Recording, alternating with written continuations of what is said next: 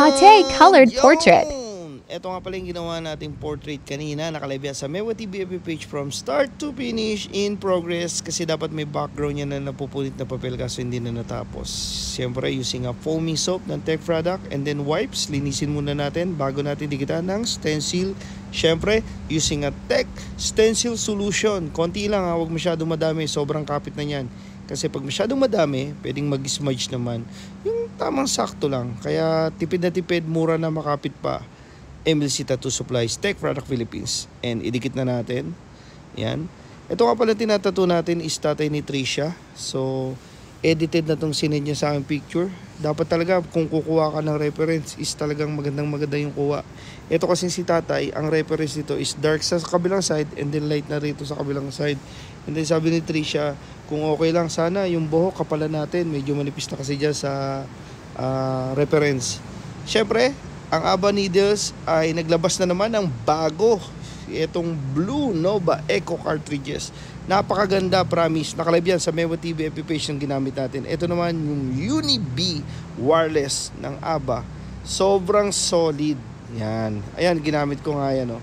Siyempre, ang gamit natin dyan yung Uni-B ng Aba wireless. Napakarami nang napatunayan ng Aba kasi since 2010, 11, 12, 13, 14, ang dami nilang nilabas na needles taon-taon. From ABA 1, ABA 2, ABA C1, Rotary, hanggang ngayon, EP9, EP10, Uni Victory, at ito yung latest, yung Uni B. Biruin mo natapos ko yung colored portrait na yan.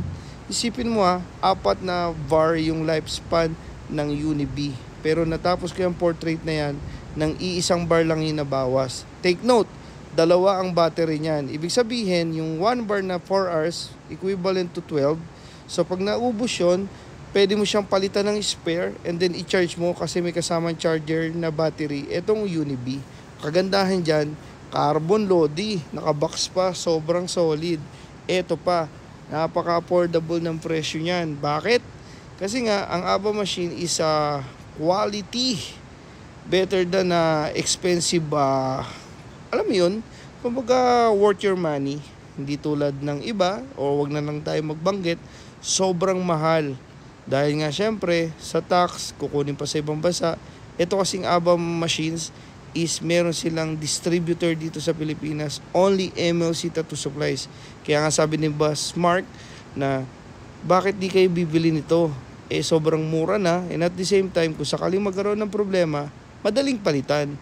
Kasi meron silang Cebu, Cabanatuan, and Monumento. Meron din silang Shopee and Lazada. So kapatid, ginamit ko siya kanina, ginamit ko rin siya nung isang araw, naka-live, live review, ginagamit ko siya ng live. Yung needles naman, sobrang ganda. Dati, nakakasampu to 15 needles ako sa isang portrait kasi nga, meron akong ginagamit na needles na maganda.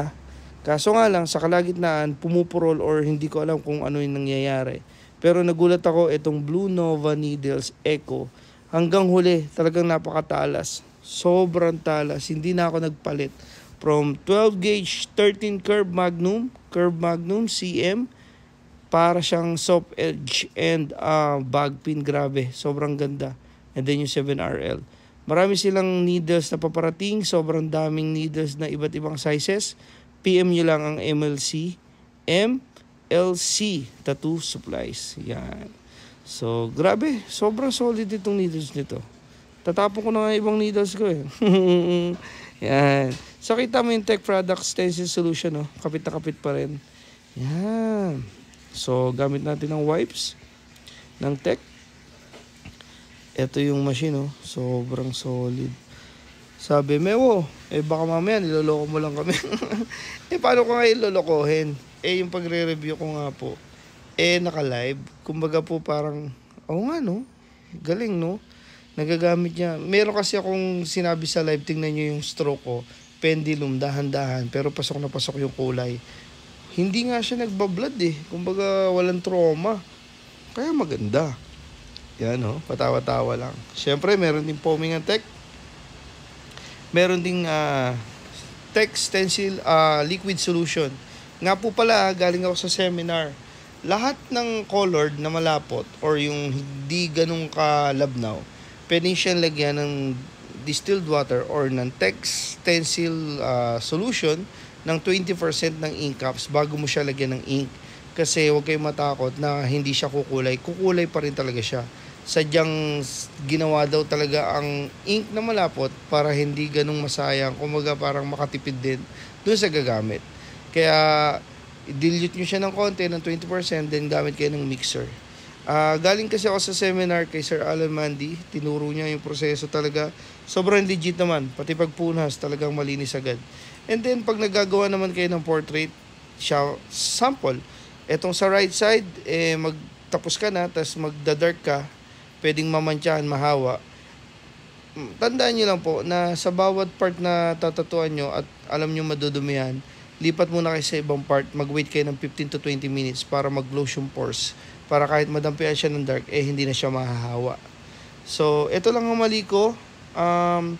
Nalagyan ko siya ng orange background or golden. Kaya hindi siya masyadong umangat. Pero hindi kasi natapos. Meron kasing parang napupunit na papel. So, syempre, Tech Product MLC. Aba, salamat.